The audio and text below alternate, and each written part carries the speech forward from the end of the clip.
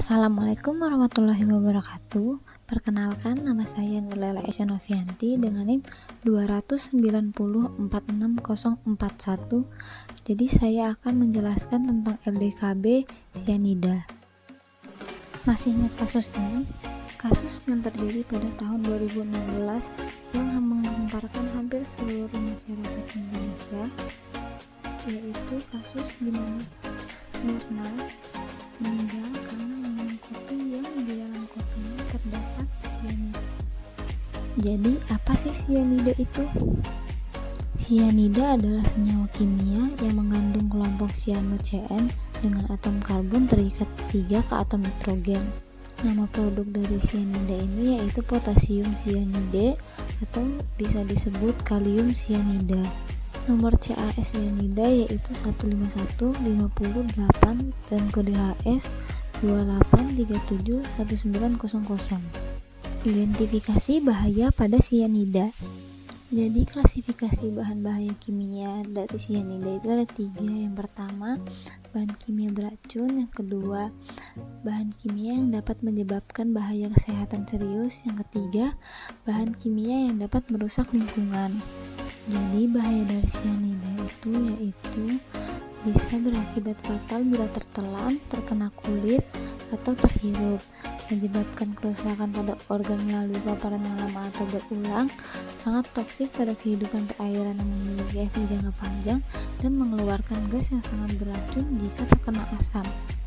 Sifat fisika dan kimia dari cyanida itu bentuknya padat, warnanya putih, baunya pahit seperti almond, pH-nya kira-kira 11-12, titik leburnya ada pada 634 derajat Celcius, titik didihnya ada pada 1625 derajat Celcius, dan tekanan uap pada 20 derajat Celcius tidak berlaku. Sisanya seperti yang ada pada gambar di layar.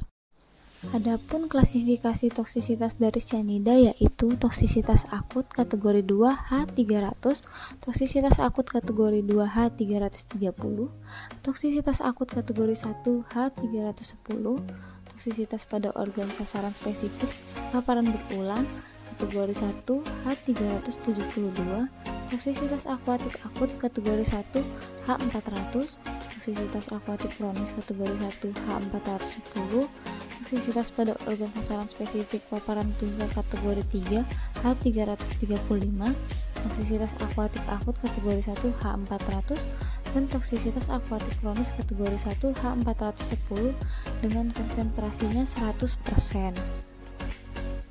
Jika terpapar bahaya dari cyanida, tindakan pertolongan pertama pada kecelakaan atau biasa kita singkat P3 yaitu jika terhirup, segera hirup udara segar.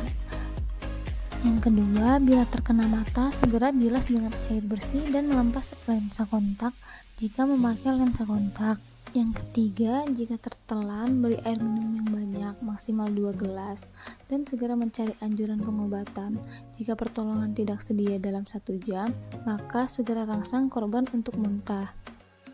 Gejala yang dialami yaitu gangguan kardiovaskular, dyspnea, tidak sadarkan diri, efek iritan, sakit kepala, pening, mual, muntah, agitasi, konfusi atau kejang-kejang, napas tersenggal, tidak sadar, paralisa pernapasan, gangguan kardiovaskular, atau bahkan kematian.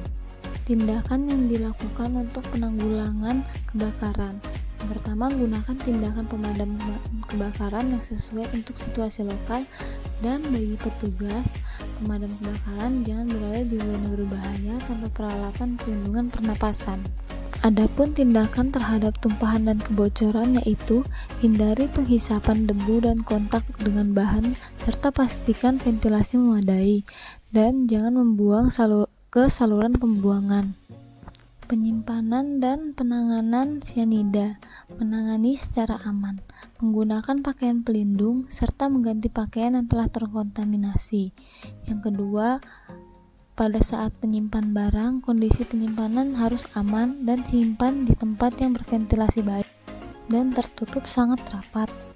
Pengendalian pemaparan dan perlindungan diri. Yang pertama, perlindungan individual. Pakaian pelindung harus dipilih secara spesifik untuk tempat bekerja. Yang kedua, perlindungan mata atau wajah, yaitu menggunakan kacamata pengaman. Yang ketiga, perlindungan kulit, menggunakan sarung tangan, dan pada saat mencuci tangan harus menggunakan teknik yang tepat. Yang keempat, menggunakan pakaian pelindung yang tahan asam. Yang kelima, perlindungan pernapasan, harus menggunakan masker untuk menghindari debu yang dihasilkan. Yang keenam, kontrol prosedur lingkungan, pastikan produk tidak masuk ke saluran pembuangan. Reaksi dan stabilitas sianida. Reaksi berbahaya yang mungkin dibawa kondisi spesifik atau khusus. Reaksi eksotermik dengan fluorin, magnesium, natrium hipoklorit. Sianida beresiko meledak dengan klorates, nitris, nitrats, oksidator kuat, permanganats, anhidrits, merkuri nitrat, nitrogen triklorid, peroksida, dan perkloril fluorid. Resiko ledakan dan atau terbentuk gas toksik terdapat pada bahan air, hidrogen fluorida, karbon dioksida, menghasilkan gas atau uap berbahaya jika mengalami kontak dengan asam. Kondisi dan bahan yang harus dihindari yaitu kondisi lembab dan bahannya yaitu aluminium, seng, dan timah. Pembuangan limbah sianida harus dibuang sesuai dengan petunjuk mengenai limbah serta peraturan nasional dan lokal lainnya. Bahan kimia ditinggal dalam wadah aslinya, jangan dicampurkan dengan bahan kimia lain, dan tangani wadah kotor seperti produknya sendiri. Itu saja yang bisa saya sampaikan, kurang lebihnya mohon maaf. Wassalamualaikum warahmatullahi wabarakatuh.